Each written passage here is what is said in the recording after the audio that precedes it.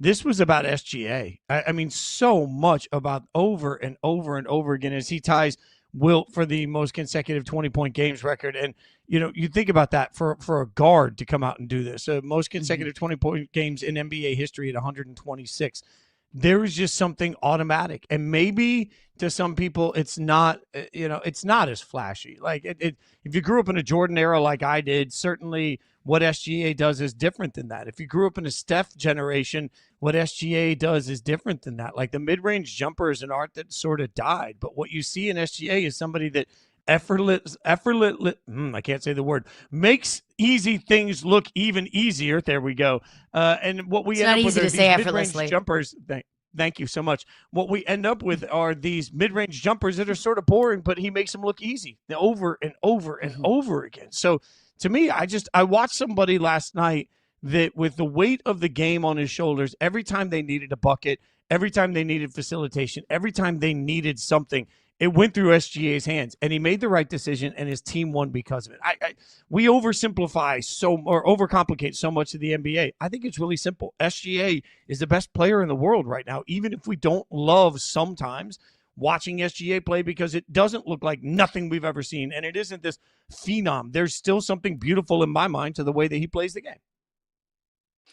And I 1000%. I mean, and I know that this is old news, and I know this is things that everyone knows, but it's something that still continues to be so fascinating to me. And I think an important part of SGA's story is we have seen greatness from players that we expected greatness from. Right. And that is a different level of delivering on expectations, right?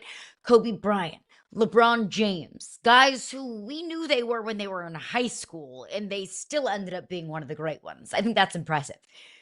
SGA, though, wasn't even a top 10 pick.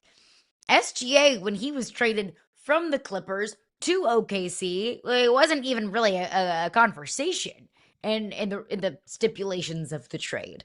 Nobody viewed that as a, oh my gosh, maybe the Clippers just traded away the future best player on the planet. It's just kind of a, just like a player, a name, a guy.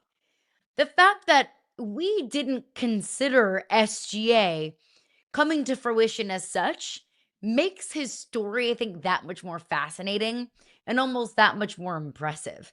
That he could come from being just a guy to the guy, from just a name, not a household name, to a guy that we can't talk about the game without talking about SGA, who I believe will be an MVP this season, who very much so has his team on track to potentially winning back to back championships, to winning back to back MVPs. That SGA is a certified superstar, best player on the planet, I think, right now. And just a couple of years ago, we weren't really talking about SGA as being much of a factor at all. That is fascinating to me, Fitz.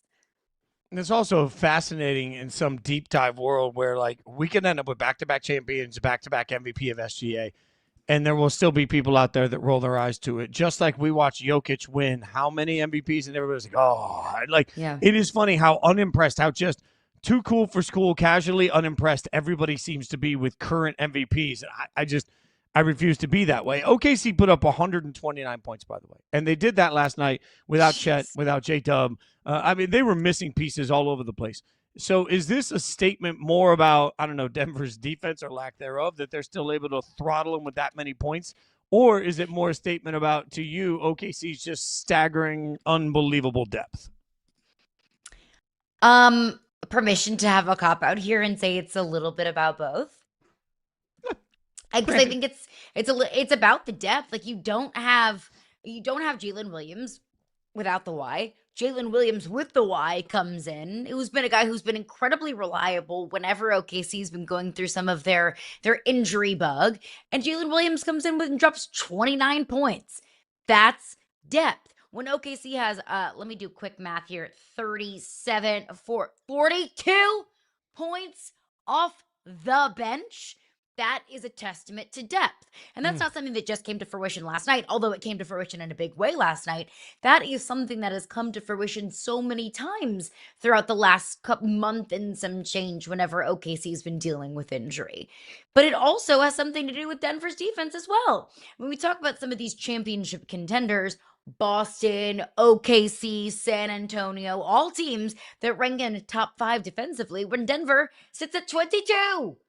And that's a liability for Denver, and one reason why I am hesitant to trust Denver to the level that I trust an OKC, a San Antonio, and a Boston when we talk about championship contenders. Sure, I mean, Jokic is good for 30 points on any given night, but as we've seen with, let's just say, the Lakers, sometimes offense isn't enough to overcome a bad defense. So it is a factor of both, I think, Fitzy. It's Denver's defense being a liability, but it's also a testament to OKC that they can have anyone come off the bench, they can have anyone fill in with some injury problems, and they still don't seem to miss a beat. It is wildly impressive.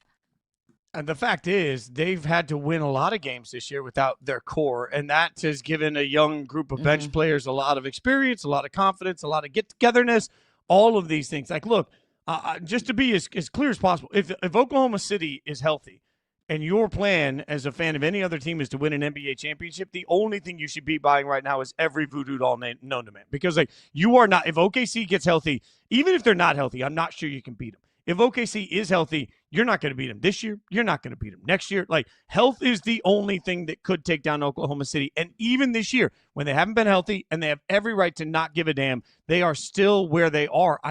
Every time I want to find a cute reason to make it more interesting and find another team that should take down Oklahoma City, I'm reminded that the Thunder are better than your favorite team. They are better built. They are better developed. They have better depth. They have better superstars. They have who's going to, in my mind, inevitably be the 2-time MVP at this point. They are the best team in the NBA. When they're healthy, it's not even close. When they're beat up, it's sort of close. That's how big the margins have gotten for OKC.